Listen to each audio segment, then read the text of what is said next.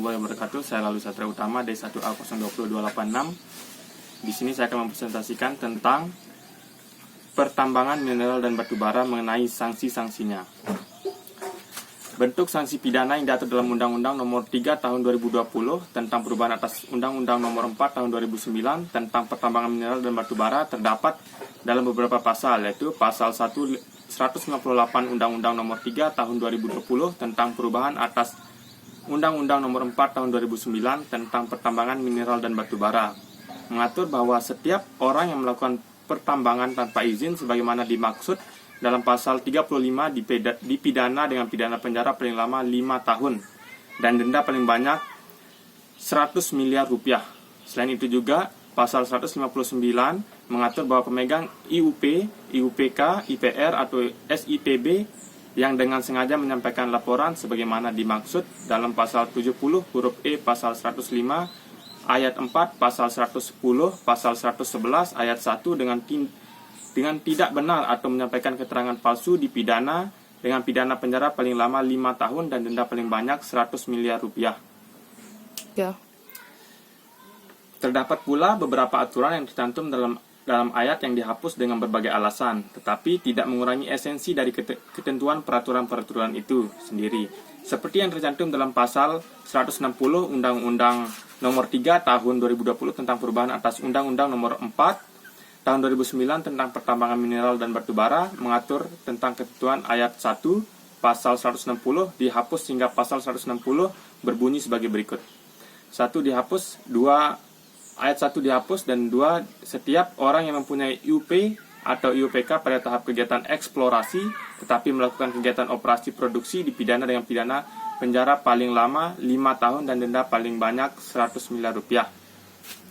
Undang-Undang Nomor 3 Tahun 2020 tentang perubahan atas Undang-Undang Nomor 4 Tahun 2009 tentang pertambangan mineral dan batubara dalam pasal 161 mengatur tentang setiap orang yang menampung, memanfaatkan, melakukan pengelolaan dana atau pemurnian, pengembangan dan atau pemanfaatan, pengangkutan penjualan mineral dan batubara yang tidak berasal dari pemegang IUP, IUPK, IPR dan SIPB atau seizin sebagaimana dimaksud dalam pasal 35 ayat 3 huruf C dan huruf G pasal 104 atau pasal 105 dipidana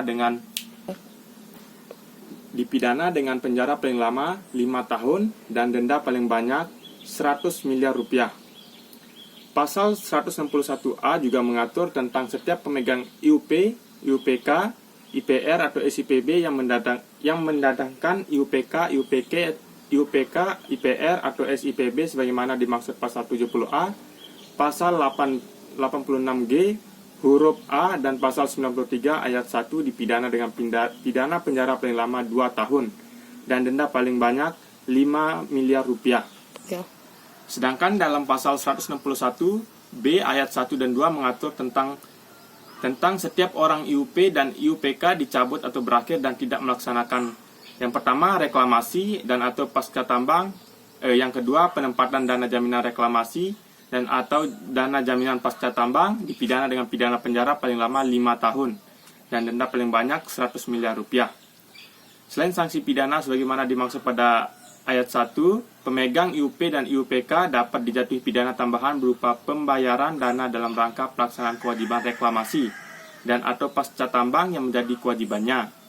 Sehingga kegiatan yang mengganggu kegiatan usaha pembangunan diatur dalam pasal 162 tentang setiap orang yang merintangi atau mengganggu kegiatan usaha pertambangan dari pemegang IUP, IUPK, dan IPR atau SIPB telah memenuhi syarat-syarat sebagaimana dimaksud dalam pasal 136 ayat 2 dipidana dengan kurungan paling lama 1 tahun dan denda paling banyak 100 juta rupiah.